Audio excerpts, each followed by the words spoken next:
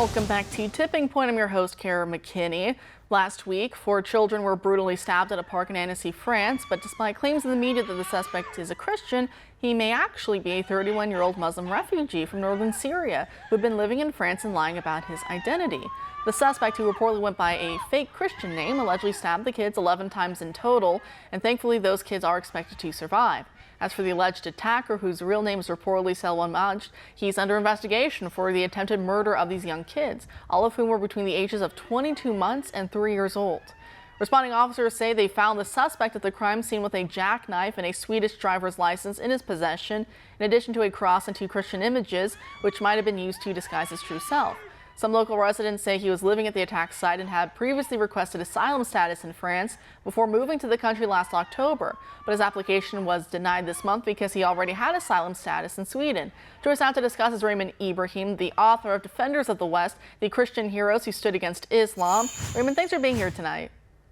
Good to be with you, Kara. Great. So you write about this for PJ Media. So what are your thoughts on the attacker's true identity? Well, from the very start, when this story broke out last week, it just, so many reasons came to my mind as to why this person is most likely a Muslim.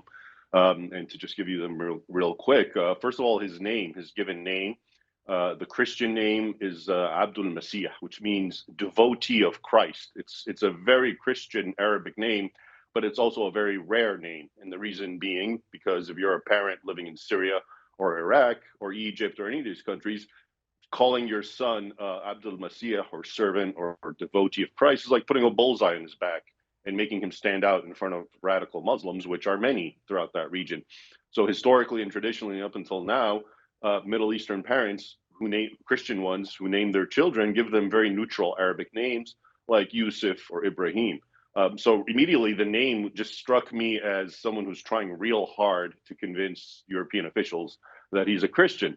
But moreover than that, we already know for a fact that so many of these refugees that come in claim to be persecuted Christians, even though some of them are actually not just not Christians, but they are the persecutors themselves. And this may well be the case because you would think Christians are fleeing Iraq and Syria, but smuggled among them are the terrorists from Iraq and Syria, claiming also to be Christian. And there's a lot of other reasons one can get into if you really deduce it. But to me, ultimately, because they're still insisting in the media, they're still trying to say he's a Christian and that they verified it, and which I don't know how, because we also know that all these migrants who go to Europe, especially during that high time in 2014, 15, 16, they had no papers. So, it's not like he had a paper from Syria saying his name is that and that he's a Christian. They just say it and the officials believe it. So, there's a lot of question marks involved. But ultimately, to me, let's just say everything I'm saying is pure conjecture. The fact is, I find it highly curious and ironic that the one Christian in the world who does this is the one who's from a jihadi hotspot in Syria and an Arab.